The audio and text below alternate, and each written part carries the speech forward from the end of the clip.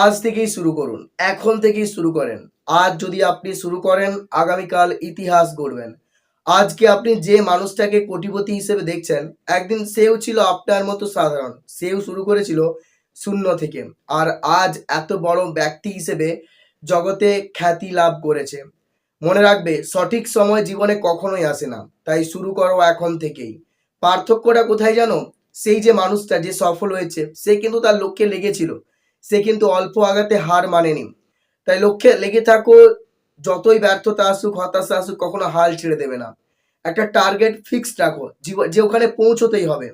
মনে রাখবে, জীবনে ব্যর্থতা হাজারবার আসতে পারে, কিন্তু তাতে কখনো হতাশ হয়ে পড়ো না। নিজের লক্ষ্যকে সবসময় মনে রাখো, আর জীবনের বেশিরভাগ সময়টা নিজের লক্ষ্যতেই কাটাও। দেখবে একদিন তুমি তোমার লক্ষ্যে ঠিক পৌঁছতে পারবে। আমরা জীবনে সফল হতে পারি না, তার অনেকগুলো কারণ আছে। কারণ আমরা লক্ষ্যকে ভুলে গিয়ে বিভিন্ন কাজকর্মে নিজেদেরকে লিপ্ত করে রাখি, এবং দিনের দিন নিজের খারাপ অভ্যাসের কাছে দাসত্ব হয়ে পড়ি আমরা। আর নিজেদেরকে আপডেট করতে আমরা ব্যর্থ হয়ে যাই। প্রতিদিন 1% করে নিজেকে আপডেট করো। প্রতিদিন একটা ভালো বই পড়ো।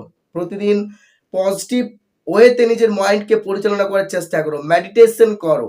জীবনে খারাপ অভ্যাসগুলোকে একটু একটু করে ছাড়তে আরম্ভ করো। দেখবে জীবন তোমার একদিন অবশ্যই বদলাবে। আমরা ব্যর্থ হয়ে যাই, তার মানে এটা নয় যে আমরা কখনোই আর সফলতাকে অর্জন করতে পারবো না। ধরো তুমি একজন স্টুডেন্ট, তুমি পরীক্ষায় ফেল করলে, ইউনিভার্সিটিতে ভর্তির চান্স পেলে না, কলেজে অ্যাডমিশন চান্স পেলে না, কোনো চাকরির পরীক্ষাতে তোমার সিলেকশন হলো না, তার মানেই যে তুমি একেবারে হেরে গেছো সেটা কিন্তু নয়। তোমার ভেতরে একটা স্কিল আছে। সে স্কিলের ওপর কাজ করো। সেটা হতে পারে এডিটিং, সেটা হতে পারে ড্রয়িং, পেন্টিং, সেটার উপর কাজ করো। আর নিজেকে আপডেট করো, নিজের খারাপ অভ্যাসগুলোকে ত্যাগ করো। দেখবে সে স্কিলেই তুমি একদিন জগৎ প্রসিদ্ধ হবে। শুধু লেগে থাকো। কখনোই ভুলে যাবে না যে তুমি পারবে না। সবসময় ভাবো তুমি পারবে। লক্ষ্য বড় রাখো। লক্ষ্যের কাছে পৌঁছবার জন্য যা কিছু তোমাকে করতে হয় সব কিছু করো। স্যাক্রিফাইস করো। দিন দিন নিজেকে আপডেট করো। মোবাইল ফোন থেকে যতটা সম্ভব ডিস্টেন্স ক্রিয়েট করো। মোবাইলে সেই সমস্ত কন্টেন্টই দেখো যেগুলো তোমাকে উন্নত করবে। সেই সমস্ত ফালতু কন্টেন্ট দেখো না যেগুলো তোমার সময় আর এনার্জি দুটোকে নষ্ট করছে।